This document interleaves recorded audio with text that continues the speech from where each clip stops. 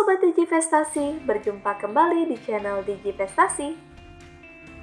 Dunia saat ini tengah dihadapkan pada ancaman resesi ekonomi akibat ketidakpastian global yang terus meningkat.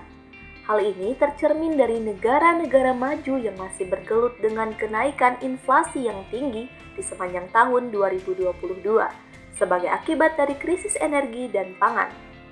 Menteri Keuangan Sri Mulyani Indrawati mengingatkan risiko yang akan mengintai perekonomian dunia pada tahun depan, termasuk ancaman resesi global.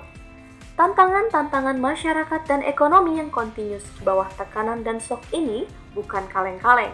Istilahnya, shocknya sangat besar, yang memang kemudian jika APBN sendiri tidak tahan, APBN-nya jebol duluan.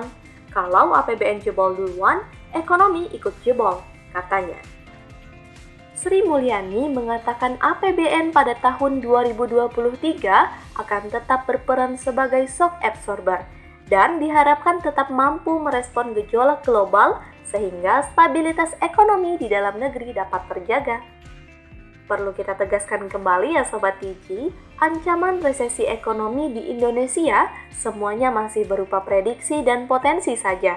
Bisa saja terjadi dan bisa saja tidak akan terjadi. Dan tentunya kita berharap hal tersebut tidak terjadi di Indonesia ya Sobat Digi. Kabar baiknya, berdasarkan data yang dilansir Badan Pusat Statistik BPS sungguh melegakan. Betapa tidak, BPS menyampaikan bahwa pertumbuhan ekonomi Indonesia pada triwulan 3 2022 secara kuartal ke kuartal sebesar 1,81%. Adapun bila dibandingkan secara year on year sebesar 5,72%. Dengan angka pertumbuhan tersebut menunjukkan bahwa ekonomi Indonesia dapat dikatakan sangat tangguh. Angka tersebut juga bisa menjadi modal kuat ekonomi Indonesia menghadapi ancaman resesi dunia yang diperkirakan akan dimulai tahun 2023 mendatang. Kepala Badan Pusat Statistik BPS, Margo Yuwono, menuturkan terdapat beberapa sektor perekonomian yang kebal dari resesi. Pasalnya, sektor-sektor tersebut mencatatkan performa yang impresif, bahkan ada yang tumbuh hingga double digit.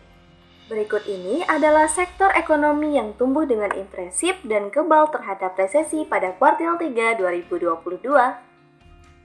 Pertama, industri pengolahan yang menyumbang pertumbuhan ekonomi terbesar dengan distribusi 17,88%. Kedua, sektor pertambangan, penyumbang kedua terbesar yakni 13,47%. Ketiga, sektor pertanian yang melanjutkan tren pertumbuhan ekonomi sebesar 12,91%. Keempat, dan yang terakhir adalah sektor perdagangan yang tumbuh sebesar 12,74%. Nah Sobat Digi, demikian tadi sedikit sharing berkenaan dengan kondisi ekonomi Indonesia saat ini. Dan tentunya membuka wawasan Sobat tentang hiruk-pikuk informasi yang saat ini beredar tentang resesi ekonomi. Semoga bermanfaat ya Sobat. Sampai berjumpa di video kami selanjutnya. Terima kasih.